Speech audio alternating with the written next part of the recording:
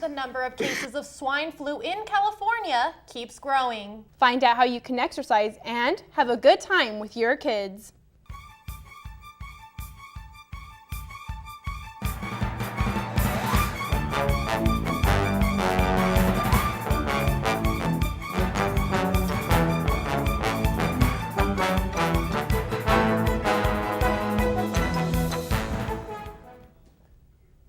Good evening, you're watching Foothill Community News. I'm Diana Castillo. And I'm Ginny Ceballos. Swine flu, known as H1N1, is hitting close to home. There have been more than 300 confirmed cases in the United States. Aggressive measures are being taken to stop the spread of the disease. Ariana Suri has more. The swine flu epidemic that began in Mexico has spread to the United States, and it is causing concern with local residents. Am I scared of it? Yeah, I'm scared of it. You know, like it could be deadly if you don't treat it. Residents are beginning to take steps to avoid contracting swine flu, such as thoroughly washing their hands and visiting their doctor. But some fear it has already spread locally. Yeah, I heard about it happening in Claremont, which is relatively close, and saw on the news that they were testing a lot of people in Riverside. There have been 30 reported cases of swine flu in California, and a nearby campus took immediate measures when one student fell ill. There was a recent scare in the local community when one 7-year-old student from this Claremont Catholic school fell ill with swine flu-like symptoms.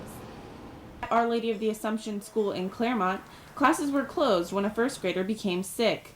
Though the child tested negative for the virus, the school's website explained that the campus closed in order to be thoroughly cleaned. The University of La Verne is taking extra measures to protect their students as well. The ULV Health Department issued a statement on preventative measures, and one health official shared information on the flu strain. And we don't currently have a vaccine for it. We don't have anything that will actually cure it. The swine flu epidemic is causing illness, yet it seems that the greatest discomfort is not having enough information. I think it's the unknown part of it that people are more concerned about, and we've, in some ways panicked a little bit about. Swine flu has claimed 2 lives in the United States so far. More than 60 California cases have been confirmed. More information can be found on the website for the Center of Disease Control. Who can't use some extra change in their wallet? Telon Wellington tells us how you can make a quick buck by getting rid of your firearm. The Gift for Guns event allowed local residents to give up their guns for a great incentive. I'm a teacher and I got 2 gift cards from Ralph. The process was as easy as 1, 2, 3. Bring the guns unloaded and put them in the trunks of their cars, which by and large most everybody has done. And once we determine that the weapons are safe, they drive forward, they collect their money, and they're out of here in less than 2 minutes. The event is held for only one reason. The point of this event is to get unwanted guns off of the streets. Many people in LA County have the weapons stored in their home, and they have no need for them. We're not using them. I didn't want them to be burglarized and be used in the community or by gangs or anything like that. So it was just time to get rid of them. And I just have no use for it. I don't like guns. In total, over $24,000 in Walmart, Ralph's, and Target gift cards were given. The event was funded by the money that is confiscated from drug dealers. The city of San Dimas also contributed. The city of San Dimas was gracious enough to support this campaign, and they gave us $5,000. 245 weapons were collected at this event. Assault weapons were eligible for $200, while others were eligible for $100. Telon Wellington, Foothill Community News. The next Gifts for Guns event will be held May 8th and 9th. The police stations hosting the event are East Los Angeles, Lenox, and Industry stations. A University of La Verne student is helping a local family shelter. She set up several donation spots where food can be dropped off. Anais Medina tells us more. What the project really is a campaign to promote awareness of the needs that the Foothill Family Shelter needs right now. The shelter provides many services to the surrounding cities and even out-of-state families. But case manager Shauna says they depend a lot on the community. We help out with as much as we can, but we completely depend on people giving to our food pantry. Callie says there has been an increase in the amount of people coming in. We had about 300 people last month come in and ask for diapers, food. To help bring awareness to the community, Mashla Benavides has set up different locations where students and residents can donate food. So this is just really to help promote the need and help raise the needed items such as canned food, boxed food, home cleaning supplies, diapers for children. She says she hopes the community will continue to donate after her campaign is over. This campaign only lasts so long, but these families need food and these items, for a longer time than just this month. Benavides says she hopes the community will come together and take part in something philanthropic. We are faced with this economic challenge, but yet people don't understand that, people that have something have less. If you would like to make donations of food, clothes, or cleaning supplies, you can visit the Foothill Family Shelter website or give them a call. The recession has taken a toll on just about everybody, but everyone has been hit by rising taxes. I went to a Tea Party protest about government spending. I want to know where the money tree is. Demonstrators gathered in Rancho Cucamonga for what they called the Tea Party, taxed enough already. They protested against rising taxes and a huge deficit by the government. We cannot spend ourselves out of debt. We just got to suck it up and tighten our belts. Protesters said that the government is digging itself into a deeper hole by spending money it doesn't have. The people are tired that Congress isn't listening to what they are wanting. Congress is sitting there wastefully spending our future. People are outraged. They're saying Obama is turning our government into a socialistic society. He's changing for socialism, communism, and to take our freedoms and our taxes from us to give to other people. This is not what we signed up for! Even teenagers showed up to the rally. They say they can't afford to pay back the borrowed money. We're the future. We're the ones that are going to be paying for all this that's being borrowed by the government now. We're the next generation taxpayers, and it affects us too. Ginny Ceballos, Foothill Community News. More than 1,300 protesters showed up, but police said it was a peaceful demonstration. Coming up after the break, we'll show you where you can recycle your old junk. 2 struggling high school students have a shot at college. We'll be right back. Welcome back to Foothill Community News. I'm Ginny Ceballos. And I'm Diana Castillo. For the 10th year, the La Verne Police Department gives residents an inside look at law enforcement in the form of an engaging class. The Citizens Academy class is an 11-week program put together by the La Verne Police Department twice a year. Classes are free to the public. This is class 20. We do 2 sessions per year.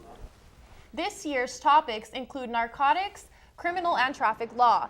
Students at the Academy also get the chance to go on police car ride-alongs. The police department also gives students an inside look at how canine detectives search an area. But it's been a really good experience because it kind of helps you become more aware of actually what's going on in the community with the police officers.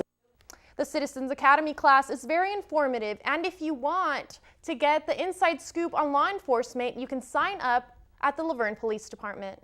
The Leroy Haynes Center in La Verne is a program that helps struggling kids get back on their feet.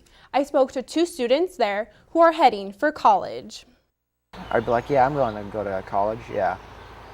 But that was just me saying stuff. I did have a thought about college, but it wasn't a thought I'd actually have of achieving.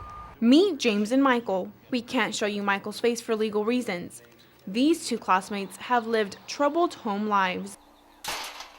I used to first live here at Leroy's, and then I went to a group home down the street.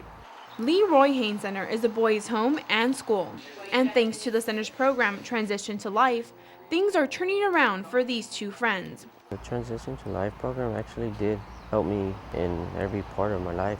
Transition to Life is a program that helps prepare struggling students for life after high school. Dean Rafael Delora says it gives extra attention to students who need it. We take the kids that the district can't handle, and we're very successful at it. As a result of their hard work, both boys have been accepted to Cal Poly Pomona. James wants to be a graphic designer and Michael wants to be an electrical engineer. It's so amazing being the first in my family to actually be accepted to a college. I feel pretty good because a lot of people say college life is a great experience. Michael leaves an inspiring message for boys in similar situations. It's possible, you know, you can achieve it. I did. I've probably been in worse situations than you. Ginny Ceballos, Foothill Community News. James and Michael start college in the fall. If you would like more information on the Leroy Haynes Center, you can visit leroyhaynes.org. And you know, Ginny, they really sound like hardworking kids. You know what, they really are, and they're so excited to start college in the fall. I bet they are. Well, Bonita High School freshmen organized a recycling fundraiser that helped raise money for their class and help the community throw out their junk. Take a look. I'm cleaning out my office today, and we have about 2 or 3 years of e-waste to get rid of. Jeff Rowe is doing some spring cleaning. Hard drives, TV, DVD player. And Louise Farrell was happy to clean out her garage. We're here to get rid of a TV, which we don't use anymore. Car after car, people lined up to recycle all of their unwanted electronic junk. An old computer, fax machine, printer, bunch of cell phones, some old cameras. Items that were collecting dust are now being recycled. This event is designed for electronic waste of any kind, computers, monitors, televisions, any kind of household appliance. It's all part of a new waste program that recycles old electronics that would otherwise end up in a landfill. We are working in cooperation with the city to try and keep the hazardous things out of landfills. For every usable piece of hardware, New Waste will donate money to Bonita High School's freshman science class. It also operates as a fundraiser for the school because there's a deposit on most electronic waste. Bonita High School holds events like this twice a year, and as many residents shared with us, and it's great that there's this kind of an opportunity that's brought to us so we can recycle the things that need to be taken care of properly. Diana Castillo, Foothill Community News. If you missed this event, New Waste holds events like this almost every weekend. Check out their website, newwaste.com, to see when they will be in your city. With Mother's Day right around the corner, local shops are proving you don't have to drive far to get good deals on gifts. The mall isn't the only place to get your Mother's Day presents this year. Traditional gifts can be found in the heart of San Dimas and La Verne. San Dimas Flowers and La Verne Florists are both having Mother's Day specials on fudge and bouquets. And Sigel Diamonds in La Verne is located closer to residents than large jewelry chains. If your mom is the type that enjoys being pampered, Wild Earth Spa now offers certificates for massage packages. And Wishes Boutique in La Verne has clothing options for the mom with style. Probably thinking about getting her a massage or something from the day spa up the street. Coming up, find out how people celebrated Cinco de Mayo. And find out how mothers are bonding with their kids and getting in shape all at the same time.